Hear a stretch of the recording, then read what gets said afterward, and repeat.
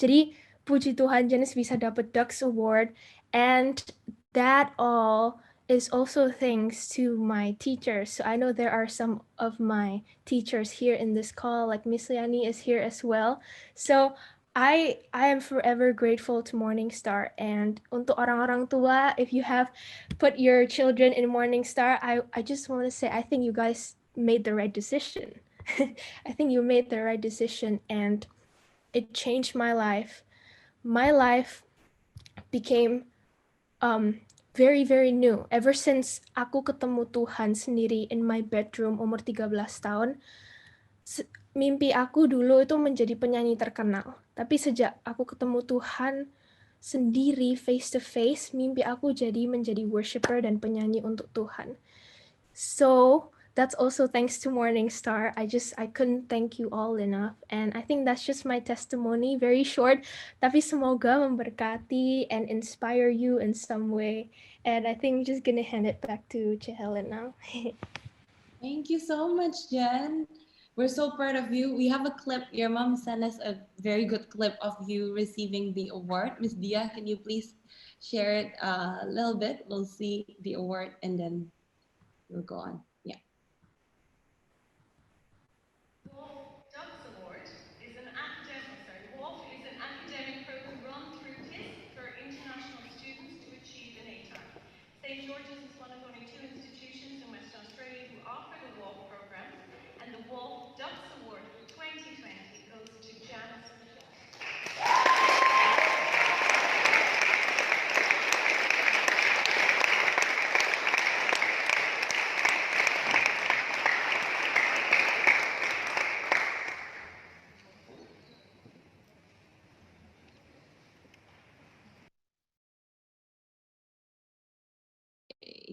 Okay, so that was you winning the Dux Award, and we know that it's all because of the grace of God, because the beginning of knowledge is the fear of the Lord, like what Ibu Ruth shared earlier, right? So thank you so much for sharing.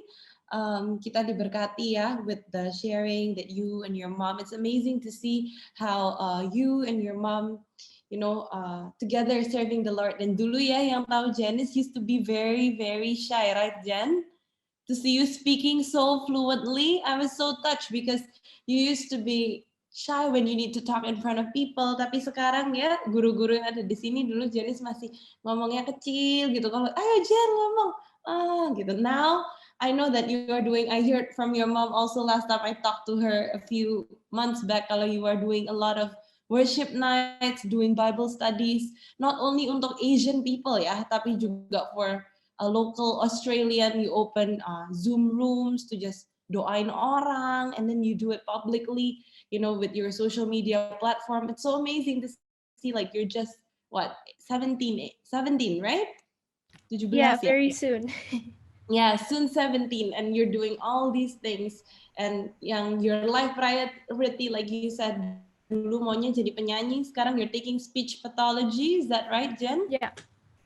Ya, karena Janice ini bermimpi untuk membantu anak-anak yang mungkin punya kelemahan dalam berbicara, mungkin seperti speech delay. So with her voice that God gives, with her talent, tapi fokusnya, the priorities in life, it shifted. Because I know you used to be, mau jadi penyanyi terkenal, right? It was always your dream goal. But now you still do it, but even better, you do it for God Almighty. So good job to you. We're so proud of you. Good job for all the achievements. And benar ya, mamanya tadi bilang dapat scholarship ya? I just heard a little bit. I don't really. Dennis dapat scholarship ya? Benar ya, Bu? Iya, jadi puji Tuhan, baik Michelle maupun Janice, dua-duanya dapat scholarship. Dan mereka istilahnya itu mengejar itu bukan karena seperti apa, tapi mereka cuman karena kepengen jangan sampai malu-maluin nama Tuhan. Jadi itu yang motivasi pertama mereka sih. Nah, itu yang membuat saya bangga.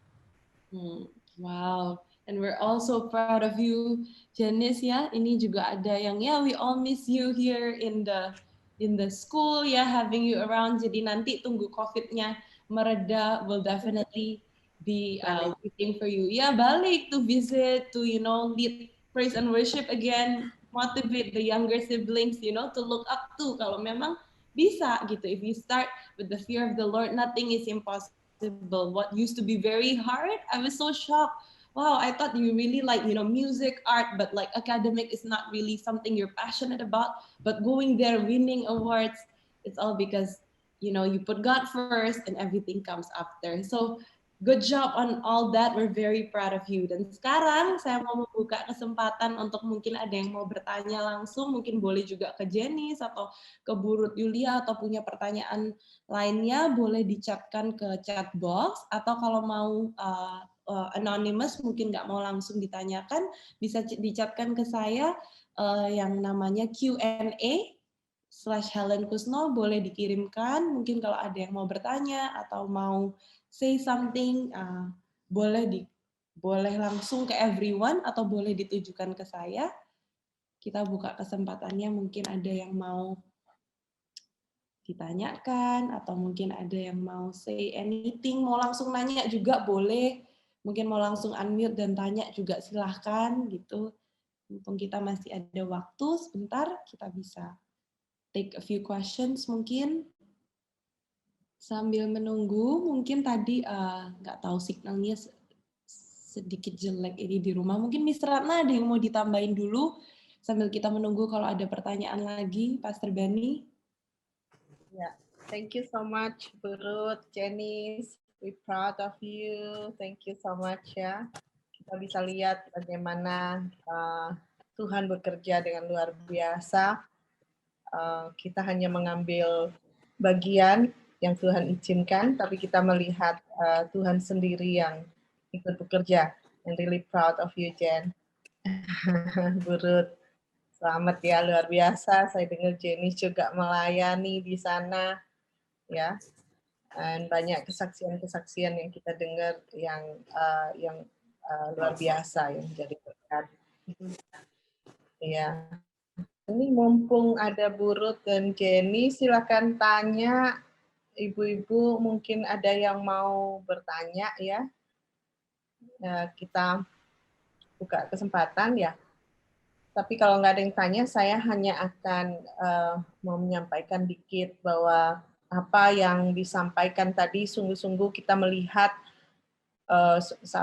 itu menjadi moto kami, di mana value MSA itu adalah ketuhanan, the first one, itu kita mementingkan Tuhan di atas segalanya, karena kita tahu bahwa seperti yang Burut bilang ya, apapun yang kita lakukan without God itu is nothing. Dan kita tahu bahwa education itu bukan hanya bicara soal subjek, tapi juga bicara soal the way you think ya. Itu the way you think, the way you see. Nah, kalau kita membangun itu di dalam takut akan Tuhan, maka kita melihat bahwa akan ada hal-hal yang luar biasa yang anak-anak ini nanti di mana akan ada waktunya seperti anak-anak panah itu Tuhan katakan waktu itu dilepas, waktu itu Tuhan izinkan mereka keluar. Nah, di sana itu kita bisa melihat bahwa mereka bisa sungguh-sungguh berkarya, sungguh-sungguh bisa memuliakan Tuhan melalui kehidupan mereka. Dan mereka juga punya takut akan Tuhan, sehingga pada waktu mereka melihat hal-hal yang mungkin seperti tadi Jenis katakan, memang itu sepertinya tidak terekspos di MSA. Kita tidak perlu lagi menjadi satpam, oh this is right, this is not right. Dengan sendirinya, firman Tuhan yang tertanam dalam kehidupan mereka itu yang akan menjagai mereka, yang akan protect mereka, dan mereka bertumbuh dengan itu. Jadi sering saya melihat beberapa anak-anak, ya ini menjadi kesaksian saya sendiri melihat bagaimana luar biasanya Tuhan bekerja. Bukan kami hanya guru-guru, kami hanya mengambil bagian kecil dari apa yang Tuhan kerjakan, tapi saya sungguh-sungguh melihat kesaksian demi kesaksian anak-anak yang sudah tidak lagi di MSA. Yang lalu juga kita melihat Niki, bagaimana Tuhan juga mengubah kehidupannya, itu sungguh-sungguh membuat saya amazed sama Tuhan. Saya mengatakan, Tuhan, thank you kalau MSA boleh membentuk anak-anak ini, menanam nilai-nilai Gimana kalau udah keburu kita isi dengan gadget, tetapi sudah diarahkan untuk baca renungan dan mesbah keluarga, tapi belum ada kelihatan anak saya mengalami Tuhan. Dia 11 tahun. Thank you, God bless you. Boleh Bu, silakan. Ya, sebetulnya ini menurut saya pertanyaan yang susah jawabannya. Bolehkah saya kasih kesempatan ke Pak Beni dulu? Kan tadi saya bilang Pak Beni, yang susah itu expertnya Pak Beni. Burut nggak lego nanti. Nanti nyari di Australia susah Burut. Jadi tolong saya minta Burut yang jawab. Iya. Gitu. Sejujurnya di sini itu banyak banget yang tanya kayak gini Pak. Ada yang parah banget ya, betul-betul nggak pernah keluar kamar. Sampai ada yang tanya anaknya udah umur 24 tahun, itu nggak pernah keluar kamar main game.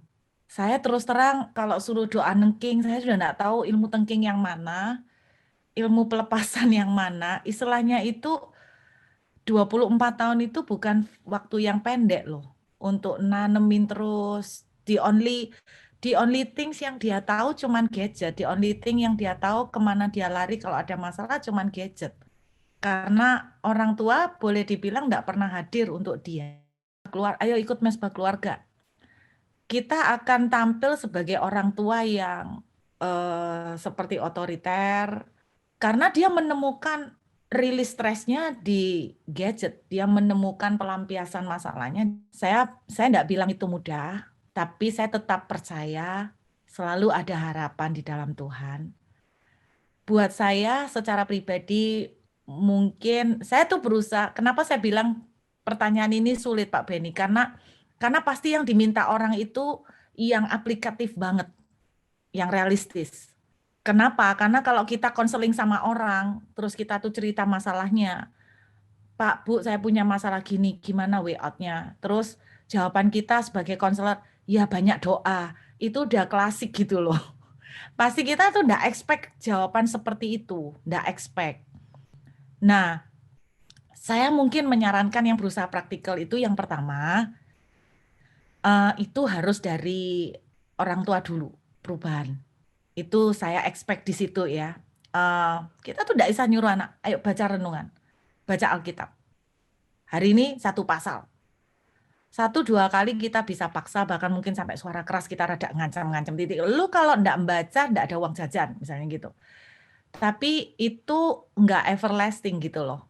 Itu cuman sementara tok untuk nakutin. Sampai dia rada gede, udah bisa lawan, udah bisa badannya udah lebih bisa bela diri, dia enggak akan nurutin gitu kan. Jadi pertama kali yang harus bertobat, sorry to say, yang harus bertobat itu orang tua. Saya mungkin punya pandangan gini, nggak ada anak nakal, yang ada orang tua nakal. mungkin rada keras gitu ya. Karena menurut saya nggak ada anak nakal, yang ada orang tua nakal. Karena istilahnya dia kan nggak bisa apa-apa, rapuh. Dia pasrah total apa yang kita kasih. Jadi apa yang kita kasih itu yang akan membentuk dia. Jadi saya bilang makanya kenapa yang pertama harus dilakukan orang tua bertobat dulu. Pertanyaan saya gini, buat Ibu Ratna misalnya, Ibu Ratna Sarini, apakah Ibu tuh udah ngalamin Tuhan secara pribadi? Kalau kita itu sebagai orang tua ngalamin Tuhan, mau ndak mau kita ngomongnya itu bukan teori, tapi karena kita ngalamin, kita share tuh pengalaman. Orang kalau share pengalaman, kan anak-anak ibu ke Tuhan. Nanti Tuhan yang akan menghandle anak-anak ibu. Nah, kita ini salah. Tuhan itu mempercayakan anak-anak ke kita. Jadi jangan dibalikkan, dititipkan lagi ke Tuhan. Tuhan tuh titipkan anak ke kita, kok dititipkan lagi ke Tuhan. Jadi itu responsibility kita. Makanya suka enggak suka ketika kita udah memutuskan untuk memiliki anak, kita mau enggak mau sudah punya sebuah responsibility. Nah, karena itu saya tetap mengencourage Ibu Ratnasari, tetap enggak boleh putus asa, tetap ada harapan. Apalagi untungnya dia 11 tahun bukan 24. Yang 24 pun masih bisa dirubah. 11 tahun istilahnya still have a chance lah ya. Masih ada harapan bersama Tuhan. Tapi Ibu Ratna yang harus berubah dulu, Ibu Ratna Sari yang harus dimulai dulu.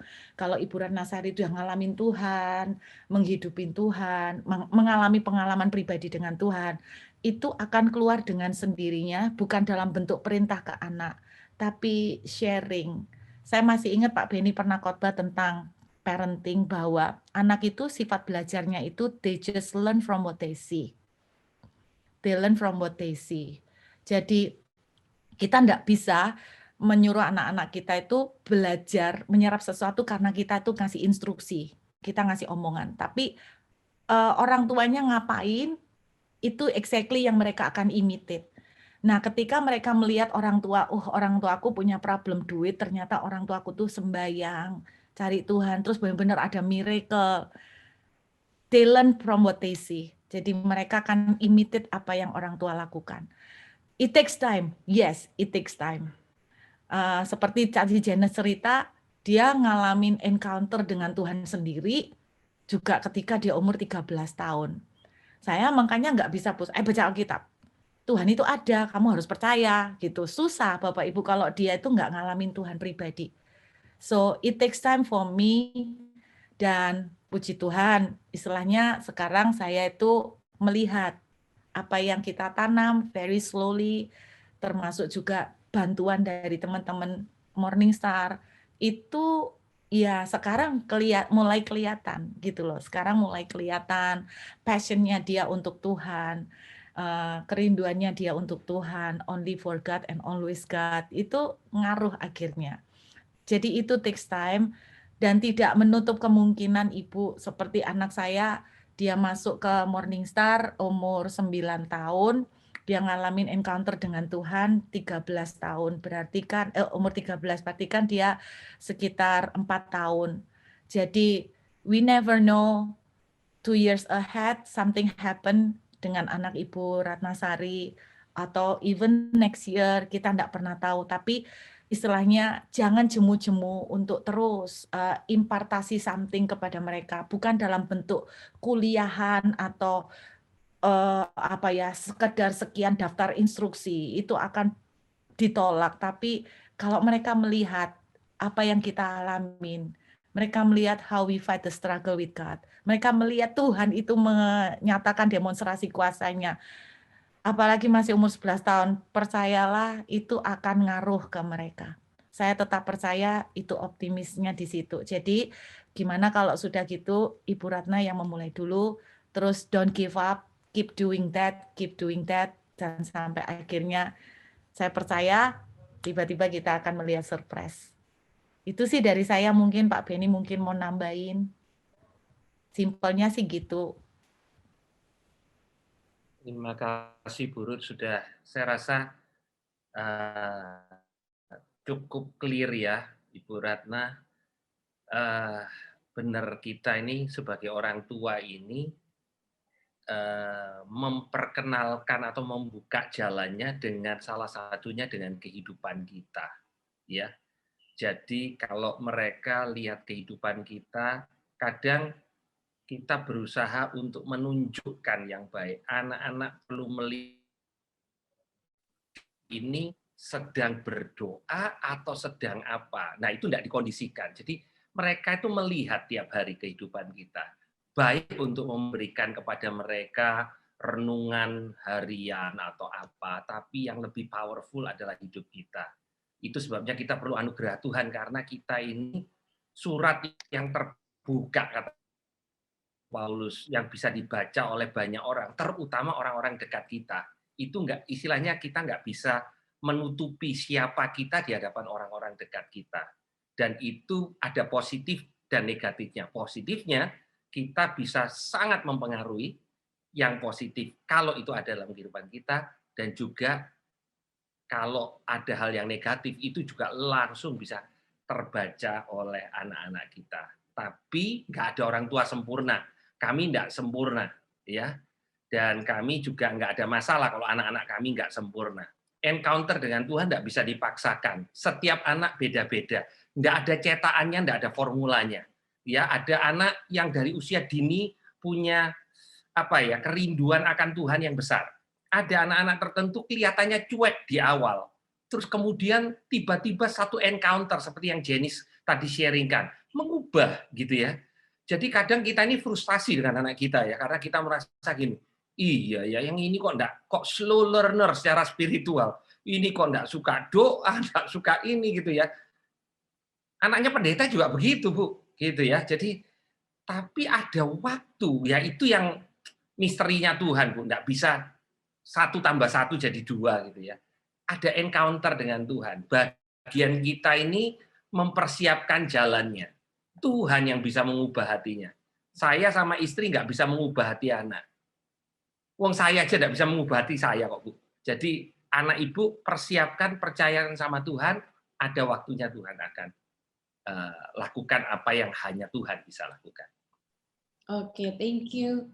Ini juga menjawab ada pertanyaan yang tadi barusan masuk juga lumayan berhubungan ya, karena pertanyaannya juga kenapa kok anaknya sekarang sudah 10 tahun tapi kok dari kecil sudah diarahkan kok masih belum mengenal Tuhan secara private seperti Janice, masih cuek gitu. Tapi ini sepertinya sudah sedikit dijawab tadi ya, mungkin waktunya tuh nggak bisa ada patronnya ya, apakah 10, 11 udah dimulai dari kapan.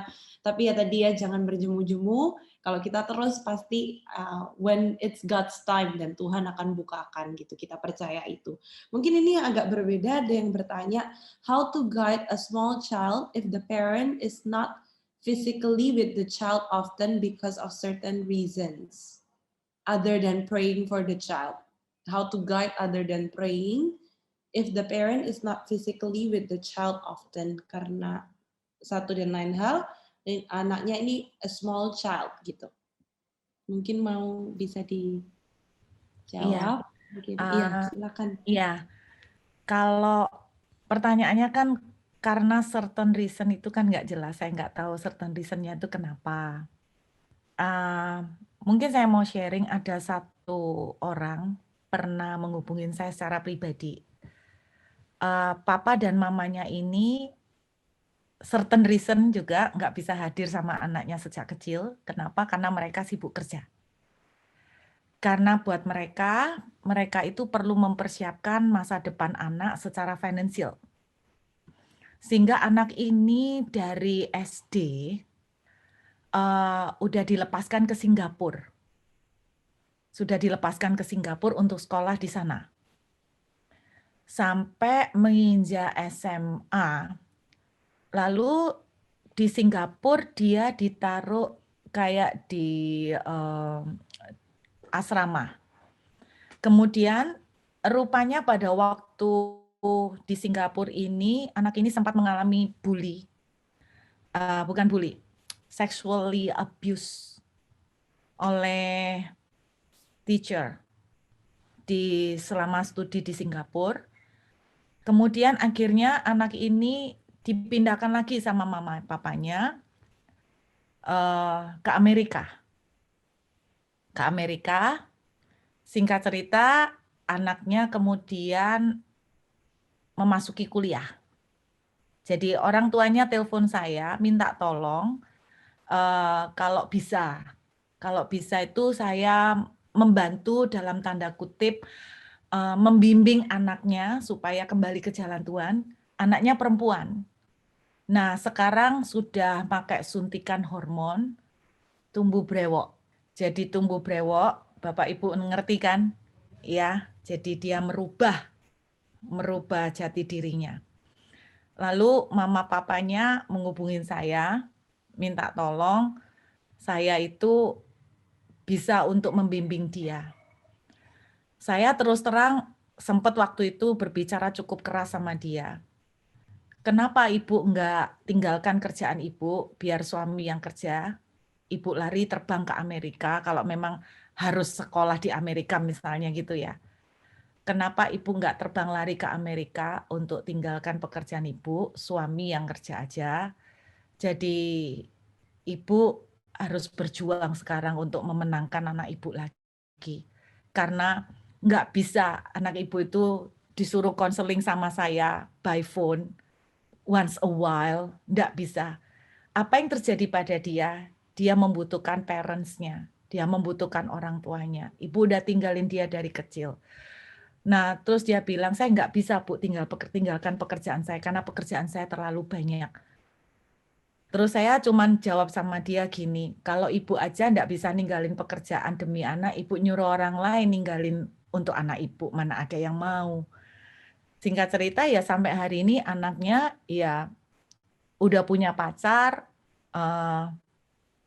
terus kemudian ya pacarnya perempuan, dia sendiri sudah berkumis, brewokan. Bapak Ibu, sorry to say, saya tidak bermaksud untuk mau menghakimi apapun pertanyaan itu.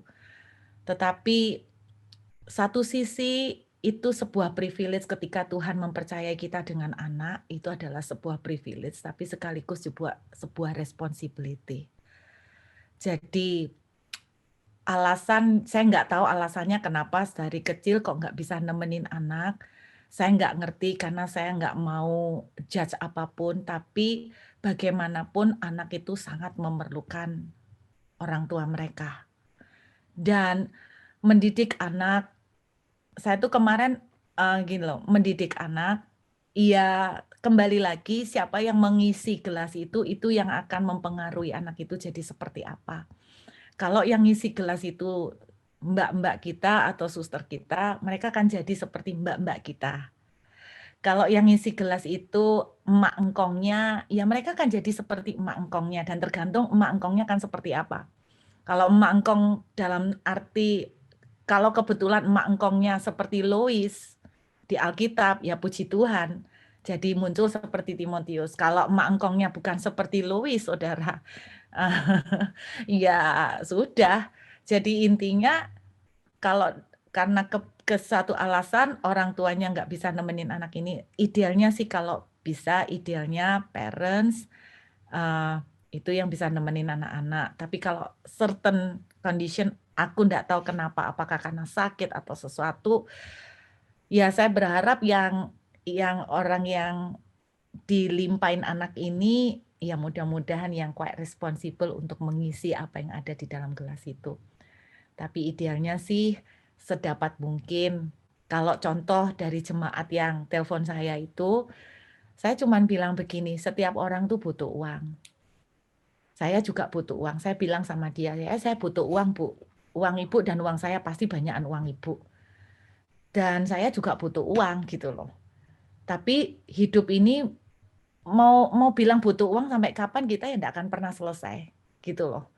Dan semua itu tetap ada priority. Tapi saya coba percaya gini loh Bapak Ibu. Takut akan Tuhan itu adalah permulaan. Nggak tahu ya, kalau kita itu takut akan Tuhan, entah gimana blessing keuangan itu akan datang kok. Kalau kita benar-benar sungguh-sungguh hidup dalam takut akan Tuhan, sungguh-sungguh hidup dalam jalur Tuhan, sungguh-sungguh hidup mengikuti kehendak Tuhan. Saya yakin Tuhan itu nggak tahu gimana, materi itu gampang banget. Itu yang kami alamin bahwa ketika kita mendahulukan Tuhan, selalu ada mujizat Tuhan untuk provide for us gitu loh. Saya cuman bilang gitu, kalau itu soal financial ya. Semua orang pasti butuh uang, semua orang juga punya masalah financial itu pasti ada. Tapi intinya kalau kita takut akan Tuhan itu permulaan segalanya. Jadi mungkin cuman itu ya, karena pertanyaannya juga certain condition itu juga nggak jelas ya. Jadi akhirnya juga rada general. Cuman gitu ya mungkin Ada specify lagi, sorry mau ditambahin sedikit. The certain reason is because one of the parent passed away. Gitu. Jadi not with the child yet. Satunya gitu. Jadi cuma ada satu, sepertinya ini yang satu bekerja gitu ya, yang satunya single mom. I don't know ini single mom atau single dad. Gitu. Ya, single mom atau single dad gitu ya. Benar Bu. Iya. Saya barusan ini dari khotbah di satu persekutuan doa di sini, dan saya mendengarkan kesaksian seorang single mom yang luar biasa. Saya ini kalau bicara tentang single ya, entar single parent pokoknya. Saya mendengar kesaksian dari single mom yang luar biasa, bagaimana dia sendirian mendidik anaknya umur 13 tahun. Dia itu ngomong begini, secara fisik kadang-kadang saya feel tired, Bu. Dia bilang gitu. Jadi ada satu single mom juga yang punya anak, ada 5 anaknya, orang Surabaya. Bagaimana dia itu takut akan Tuhan dan dia itu berjuang secara finance cari uang untuk anaknya, tapi luar biasa. Anaknya tuh 5, itu cinta Tuhan semuanya. Orang Surabaya, dia punya pabrik, dan anaknya waktu ngundang saya untuk doakan pabriknya, itu luar biasa, saudara. Saya mendengar cerita bagaimana sepak terjang mamanya, membawa anak-anaknya tetap menghampiri Tuhan. Tapi di sisi lain mamanya masih kerja, pasti lebih capek lah daripada mama-mama yang lain ya, dia 5 anak. Tapi satu kata-kata yang saya kaget waktu anaknya itu sharing, anaknya itu bilang gini, ada satu kata-kata mama saya yang membuat saya itu kagum dengan mama saya. Apa? Ternyata an eagle can fly with one wing. Saya bilang, what? Dia bilang, seekor Raja Wali ternyata satu sayap masih bisa loh. Ya, a little bit harder. Tapi saya bilang, wah saya belum pernah penelitian tentang dunia biologi perhewanan. Tapi mamanya tuh sampai ngomong ke anak-anaknya itu, dia bilang begini, an eagle can fly with one wing. Saya sampai, wow, saya bilang gitu. Tapi terus dia bilang begini, logi saya enggak ngerti, apakah benar burung itu bisa terbang dengan satu sayap? Dia jawab begini, because the eagle still fly with 2 wings, the other wing is invisible, yaitu sayap dari kemuliaan Tuhan, sayap dari kekuatan Tuhan. Jadi saya tetap percaya begini, anak itu bagaimanapun, saya tahu mungkin Anda yang tanya ini kondisi Anda susah, enggak gampang, tapi ibu dengan 5 anak bisa, ibu dengan 6 anak bisa. Artinya, with the strength from God, you can do it. Dengan kekuatan dari Tuhan, diatur sedemikian supaya memang lebih berat, karena harus ngerangkep ini, tapi kekuatan dari Tuhan akan memampukan Anda. Saya cuma mungkin bisa bilang gitu, don't give up. Ini ada pertanyaan lagi ya, Helen? Ya. Terakhir ya, sekalian kita ini pernyataan terakhir, pertanyaan penutup. Silakan langsung aja boleh, Bu. Mohon tanya, apakah anak SMP yang sudah kepahitan dan korban ortu, apa bisa dipulihkan? Oh ya, bisa lah. Contohnya saya. Saya anak SMP kepahitan dengan orang tua 13 tahun. Dan saya korban orang tua. Oh yes, indeed. Saya umur 17 dijual oleh orang tua. Saya betul-betul dijual, Bapak Ibu. Saya betul-betul dijual ke satu kakek umur 65 tahun. Karena orang tua saya punya tanggungan hutang cukup banyak. Nah, kakek ini menjanjikan kalau dia akan membantu melunasin hutang orang tua saya dengan catatan saya dikasihkan buat jadi simpanan buat dia. Jadi umur 17 tahun, that's what my parents did. Jadi saya dijual sebagai ganti untuk membantu melunasin hutang mama saya. Jadi saya sangat benci dengan yang namanya mama. Selama 13 tahun saya sangat membencinya dia. Saya nggak pernah merasakan kasih sayang seorang mama itu seperti apa. Dan terus kalau Anda tanya apakah bisa dipulihkan, ya Anda lihat saya sekarang. Jadi sangat-sangat bisa. Memang saya melalui struggle yang enggak gampang, saya sempat lari ke istilahnya ke hal-hal yang enggak bagus. Dan saya bersyukur kita ini punya Tuhan yang tidak pernah berhenti untuk mencari kita. Kita punya Tuhan yang tidak pernah berhenti untuk mengejar kita. Kita tidak pernah ditinggalkan. Satu dicari sampai dapat. Dan saya bersyukur Tuhan tidak pernah menyerah buat saya. Dan bahkan ketika saya sudah mengenal Tuhan, saya sempat mundur murtad dari Tuhan selama 6 bulan. Saya tidak mau sembahyang, saya kecewa dengan Tuhan. Karena waktu itu kami mengalami problem financial. Saya sempat kecewa dengan Tuhan, jadi kepahitannya ke Tuhan. Dan saya benar-benar tidak mau berdoa, saya tidak mau sentuh Alkitab. Lagi-lagi Tuhan tidak pernah menyerah. Mungkin Pak Benny lupa. Saya datang ke Morning Star, gereja Morning Star, dibawa oleh suami saya. Suami saya bujukin saya. Nah, ini mungkin Pak Benny tidak pernah dengar cerita ini. Suami saya bohongin saya. Aku ada janjian mau interview kerja karena suami saya waktu itu tidak ada kerja. mau interview kerja. Terus saya bilang gini, loh masa interview kok hari Minggu? Ya orangnya cuma bisa hari Minggu. Di mana interview nih? Di gedung Heritage Club itu loh. Pertama kali kan Morningstar masih di situ. Nah, saya pikir, oh ya berarti suami saya benar, mungkin ada interview. Tangan itu gedung perkantoran. Saya nggak pernah kebayang ada gereja nyewa gedung di situ. Terus habis itu saya pas masuk buka lift, wah, denger puji-pujian. Loh ini gereja. Saya bilang, kamu kok bawa aku ke gereja? Aku kan nggak mau ke gereja. Dia bilang, ya kalau kamu nggak mau, kamu mau pulang. Iya aku mau pulang, pulang. Ya pulang sendiri. Loh aku pulang sendiri, naik apa? Ya terserah kamu mau naik apa. Kan waktu itu kita naik motor. Terus kemudian, aku nggak punya duit, aku minta duit buat naik bemo. Nggak punya, nggak ada duit. Kamu mau ya jalan kaki. Ya saya mikir Bapak Ibu dari gedung Heritage suruh jalan jauh. Rumah saya di daerah timur. Waduh akhirnya ya nggak jadi, ditahan-tahan. Saya duduk paling belakang, saya masih ingat di belakang itu sound system. Saya masih ingat saya duduk belakang, di barisan belakang, terus di tengah-tengah agak ke tembok. Pak Benny khotbah. Jujur Pak Benny, waktu Pak Benny khotbah itu saya bilang gini, udah ngerti semua aku, udah tahu, mau ke arah sini. Karena saya sekolah Alkitab S2 Master ya saudara. Terus habis itu kemudian, Pak Benny setelah selesai khotbah, datang, bawa mic lagi. Terus ada sebelahnya yang bawain alat recording. Saya kan ngerti, wong saya orang profetik juga. Wah ini gejala mau doakan orang. Nah, saya pertama enggak mikir apa-apa. Pak Benny jalan terus. Loh, kok ke arah ke belakang? Waduh, dalam hati saya gini, mudah-mudahan jangan aku, mudah-mudahan jangan aku. Aku lagi murtad ini. Wah, ini orang ini mau doana pakai mic lagi, kan berarti ketahuan umum. Wah, kalau aibku dibuka, malu aku. Waduh, mateng. Mudah-mudahan jangan aku, mudah-mudahan jangan aku. Kata kitab Ayub, apa yang kau takutkan, itulah yang terjadi. Pak Benny datang sampai ke barisan belakang, masuk ke barisan di mana saya duduk. Padahal saya tuh duduk sudah mau deket tembok. Pak Benny, saya pikir gini, oh nggak mungkin masuk nih pendeta, nggak mungkin ngebelain orang-orang taci-taci di sebelah sana gede-gede, nggak mungkin belani masuk. Ternyata Pak Benny masuk, dibelani masuk. Kemana? Tiba-tiba langsung tangannya ditumpangkan ke kepala saya. Langsung gini, mateng aku, gawat. Udah wis, ya udah.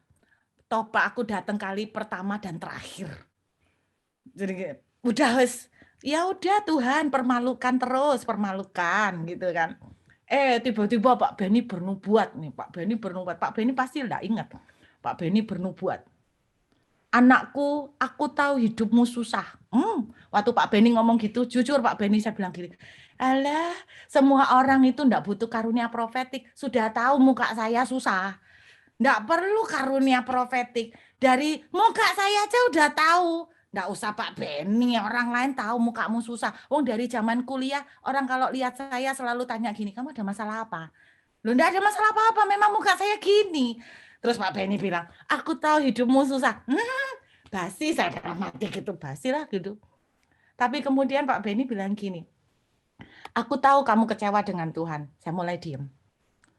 Dan aku tahu bahwa kamu itu kecewa dengan mama kamu. Nah, Pak Benny pasti enggak ingat.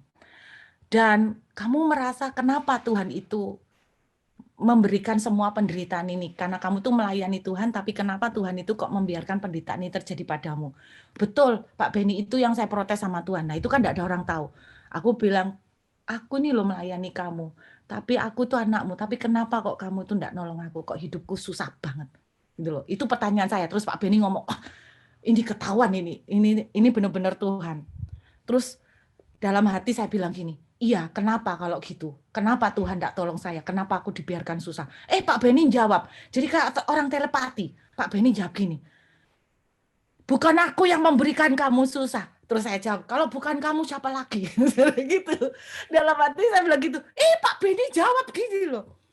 Sejak iblis dibuang ke bumi, segala sesuatu yang ada di bumi itu dihancurkan oleh dia. Dia akan mencuri, membunuh, membinasakan. Dia akan membuat anak-anakku semua susah.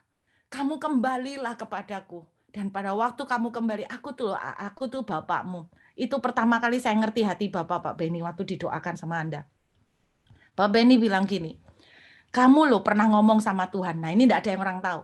Kamu pernah ngomong sama Tuhan bahwa kalau anakmu tidak bisa minum, kamu akan kasih darahmu untuk dia minum supaya anakmu tidak mati kelaparan. Pak Benny bilang gitu. Dan itu tidak ada yang tahu Pak Benny kecuali saya.